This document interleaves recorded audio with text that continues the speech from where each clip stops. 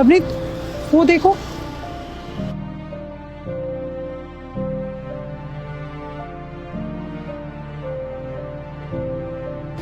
चल के देखते हैं।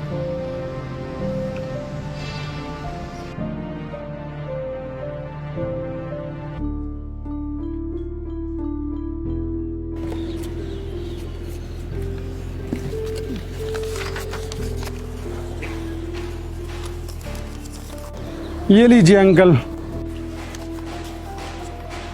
जरा मेरे जूते सफा कर दीजिए। जी अभी करता हूँ। अंकल, आप रोटी को पानी से भिगा के खा रहे थे, आपके पास में सब्जी नहीं है क्या?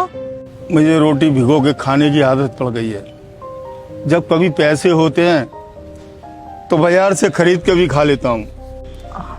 अंकल, आपके परिवार में कौन कौन है? सब है बेटा, सब हैं, लेकिन मेरा अपना कोई नहीं है।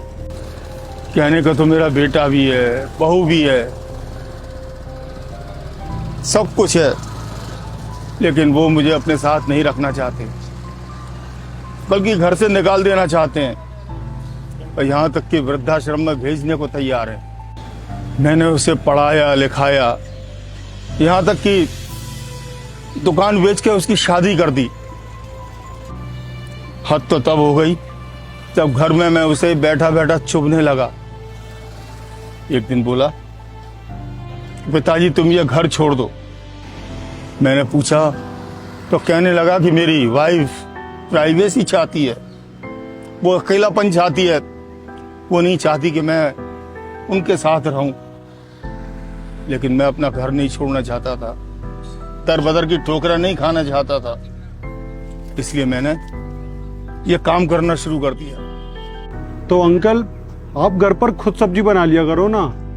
बेटा मुझे सब्जी बनानी नहीं आती। तो अंकल, और भी तो ऑप्शन है, आप किसी ढाबे से सब्जी खरीद सकते हो, आपको बनी बनाई मिल जाएगी। इस धंधे में इतनी कमाई नहीं हो पाती कि मैं सब्जी बाजार से खरीद पाऊं। हाँ, कभी धंधा अच्छा हो जाता है तो बाजार से खरीद के खा लेता हूं सब्जी, नहीं तो इसी पानी से भिगोकर मेरा काम चल जाता है। चलो बेटा, तुम्हारे जूते साफ हो गए। कितने हो गए अंकल? 20 रुपए। ये लीजिए अंकल।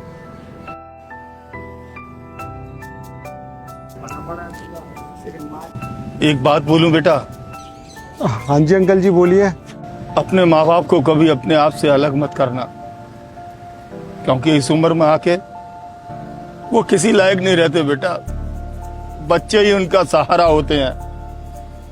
अगर बच्चे ही अपने माँ बाप को घर से निकाल देंगे तो वो कहाँ जाएंगे? ठीक है बेटा, अब तुम जाओ। ठीक है अंकल, आपकी बात हम अच्छे से ध्यान रखेंगे। बौनी हो गई।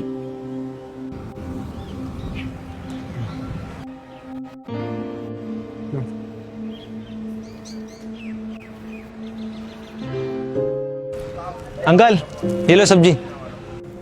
सब्जी? लेकिन मैंने तो कोई सब्जी मंगाई नहीं। अरे अंकल, सुबह आपके पास पति पत्नी आए थे ना, वो मेरे भैया से बोल के गए हैं आपको सब्जी रोज देनी है। भैया, आप वो मोची देख रहे हो, आप ना उसे हर रोज सब्जी दे दिया करना। और ये कुछ पैसे हैं, ये आप रखो, और हर महीने आके मैं आपको एडवांस दे दिया करूंगा।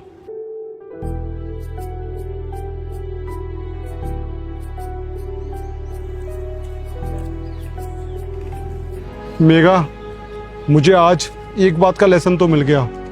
कुछ लोगों को खाना भी नसीब नहीं होता, और जिनको होता है वो उसकी कदर नहीं करते। जैसे कि मैंने कभी खाने की कदर नहीं करी। जब भी तुम खाना बनाती हो, मैं तुम्हारे खाने में हमेशा कमियां निकालता रहता हूँ, और ये बहाना देखता हूँ कि कब मैं बाहर का खाना खाऊं। और दूसरी ओर देखो, वो अंकल बेचारे। मैं तहे दिल से तुमसे सॉरी बोलना चाहता हूँ। आज के बाद ऐसी गलती नहीं होगी। मैं खाने की पूरी तरीके से कदर करूँगा। चलते हैं।